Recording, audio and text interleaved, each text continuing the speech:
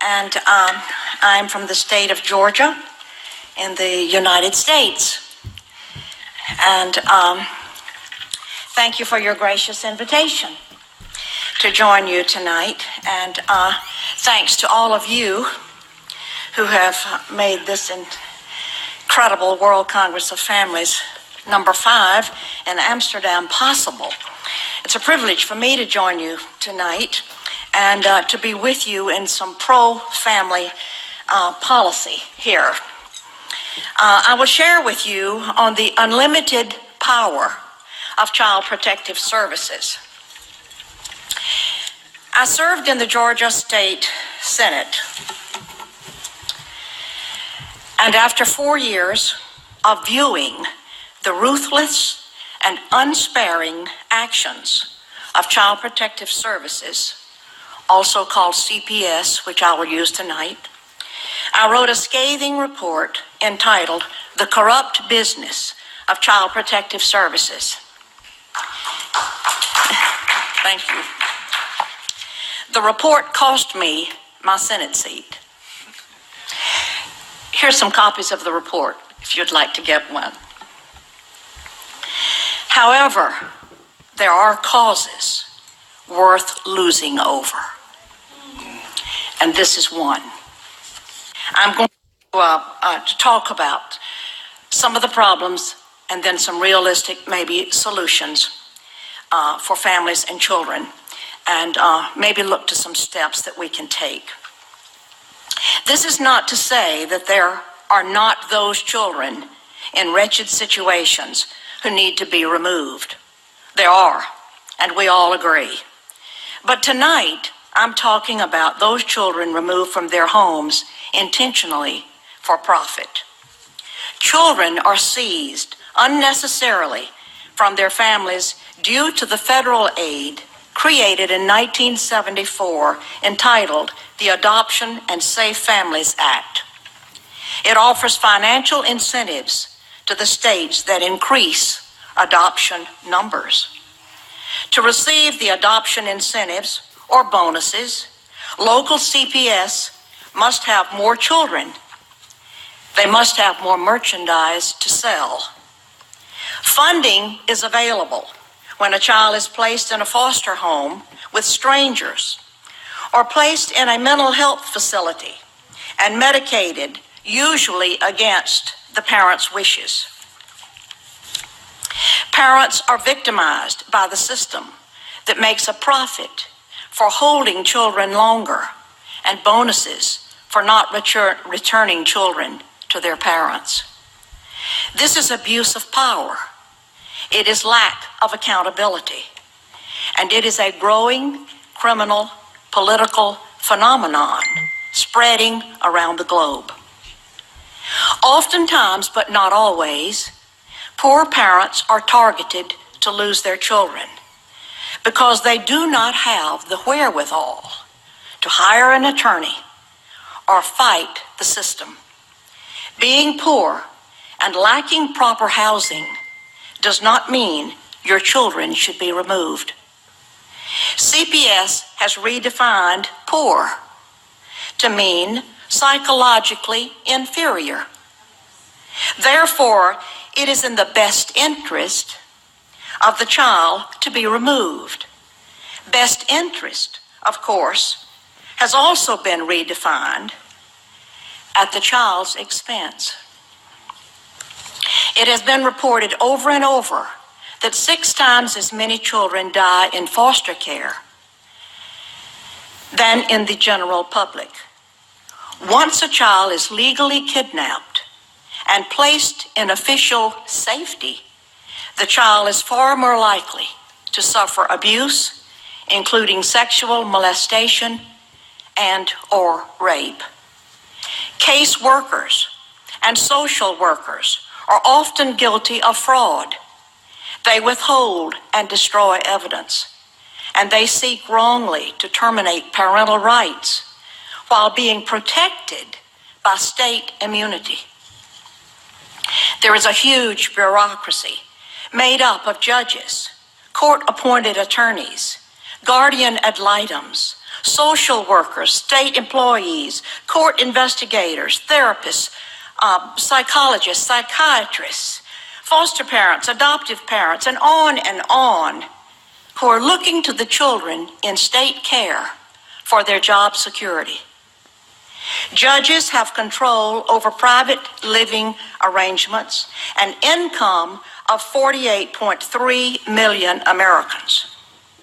The United States Census Bureau reported in 2002 that 40 billion in transfer payments were made between households of custody parents and other parents.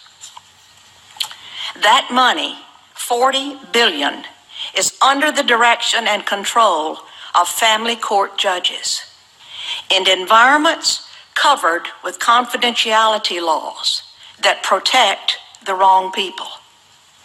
Fathers are victims of this unjust system. Child support payments, even without having visits with their children, are choking the very life out of fathers. 3 fathers, of whom I am aware and have been in touch with, committed suicide in the last 12 months because they lost the opportunity to even visit with their children. These are crimes against humanity for financial gain. Rights are removed from parents, human rights, civil rights, and even religious rights. One illustration of what took place in my district is that after so many calls, I decided to call a meeting in one of the counties of my own district. I personally called 37 families that had been in touch with me who had all lost their children, grandchildren. I had them meet me in the library one Saturday morning. We started at 9 o'clock and we ended at 9 o'clock. We had 50 families standing outside the door that could not get in. We didn't have time to talk with them. There was incredible anguish and profound suffering from these families. Some children had been taken off the school bus, taken out of the hospitals, or taken out of their homes in the middle of the night, and even worse.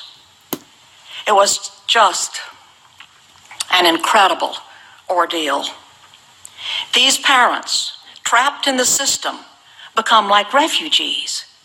They're dazed and glazed and have no one of whom to turn. They do not know what to do, and the loss of their children is devastating. After having worked in this arena for several years, I do not believe that a single child comes out whole after having been in this system. Many foster children make up the homeless population of today. I introduced legislation, Senate Bill 415, in my last session. A substitute bill was written at the last minute by the chairman of the Judicial Committee. All the strong points of my bill had been compromised. I was told, accept it, Senator. At least you will get some legislation passed. And I answered with, obviously, you do not know me. I did not come to the Capitol to get legislation passed. I came to make a difference.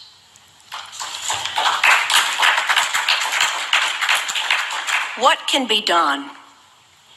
An independent audit should be called on every state of all Child Protective Services departments. I am in touch with congressmen and state officials, and the door may be possibly opening very slowly. A federal congressional hearing is needed. But let me add, due to the hundreds upon hundreds of cases that I've been called to consider, I placed calls to state senators, representatives in their respective states across the country, asking them to help me with certain families. And I was told, if I help that family, or if I help you, I will lose my job. Remove, abolish the federal and state financial incentives, and those are taxpayer dollars. Those dollars have turned CPS into a business that takes children and separates families for money. Open family court. Remove the confidentiality laws. Give parents their rights verbally and in writing. I even feel that to terminate the rights of parents, the case should be heard before a jury. Family rights and parents' rights must be protected. We do not need more influence like the UN's Convention on the Rights of the Child. It's anti-parent, anti-child, and anti-common sense for the family. There has to be perseverance for any great reform, and great reform is needed in this area. As Charles Spurgeon put it, how do you tame a lion that is well fed? First, he must be brought down. Second, his stomach must be lowered. How do you tame Child Protective Services? It may be only by closing it completely and starting over at the beginning with pro-family values. In closing, let me remind you that there is case law from state appellate and federal district courts and up to the United States Supreme Court, all of which affirm the constitutionality of the rights of parents to actually be parents to their children. There's biblical law too. It goes like this: speak up for those who can't speak for themselves, and for the rights of all who are destitute. Speak up and judge fairly. Defend the rights of the poor and the needy. Thank you